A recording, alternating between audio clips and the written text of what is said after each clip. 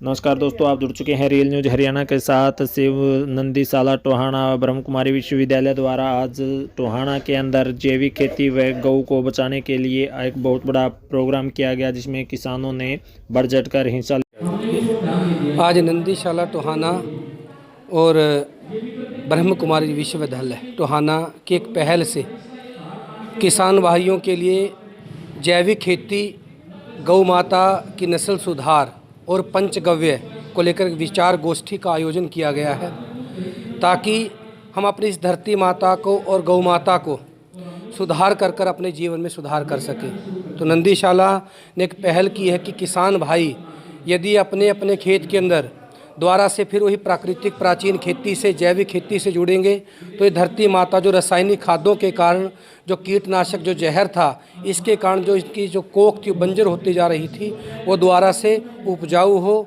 और जो गौ माता है जिसको अब दुत्कारा जा रहा था, द्वारा से जो गौ माता लोगों के घर घर में पहुँचे, लोगों की सुख समृद्धि हो और उन्हें स्वास्थ्य का लाभ मिल सके। इसके देखिए, आज का जो कार्यक्रम है इसका मुख्य उद्देश्य यही है कि हम गौ जितनी भी जो गौशालाएं हैं वो उनका जो सीधा जो संबंध है वो किसानों से ही है, क्योंकि अब किसानों से जो गौएँ थे, जो गोवंश थे, वो गौशालाओं के अंदर आया। हम पुनः ये चाहते हैं कि दोबारा से वो यही गोवंश धीरे धीरे किसानों के पास जाए।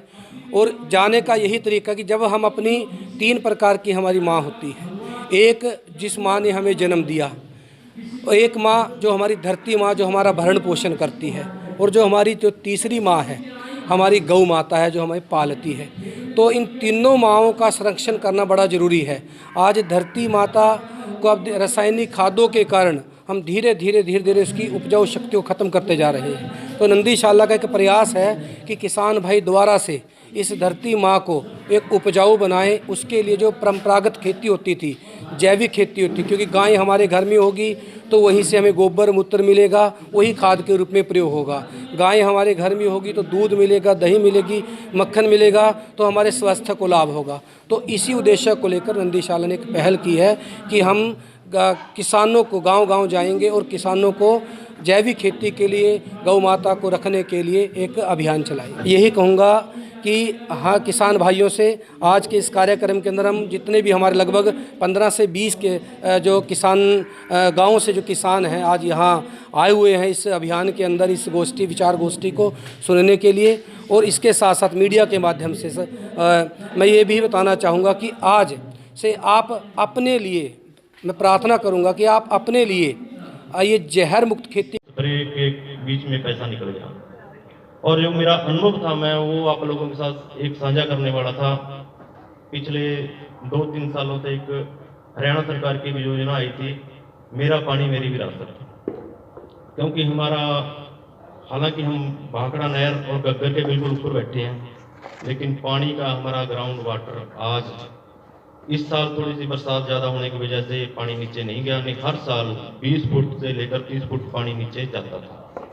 तो उसको पानी का सुधार करने के लिए जो हरियाणा सरकार ने एक देने वाली गाय थी, तो वो गाय 28 लीटर से अभी 2 से 4 लीटर पे कैसे आई, जो मैंने अनुभव किया या जिन लोगों के बीच में रहा पिछले 2015 से अभी 21 तक।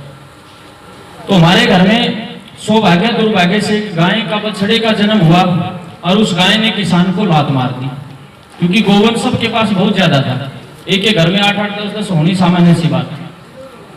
तो उस गाय को किसान ने ये सोच के छोड़ दिया, चलो दूध तो दूसरी भी दे रही है, इसको हम छोड़ देते हैं।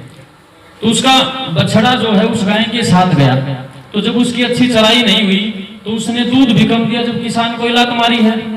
तो जब वो 3-2.5 साल के बाद वो बछड़ा सांड बन के समाज में आता है, तो बाकी जो हमारा गोवंश है वो खागर बना है, सांड बना है, तो उसने बाकी जो हमारी गोवंश है उनको संवर्धन करना शुरू कर दिया।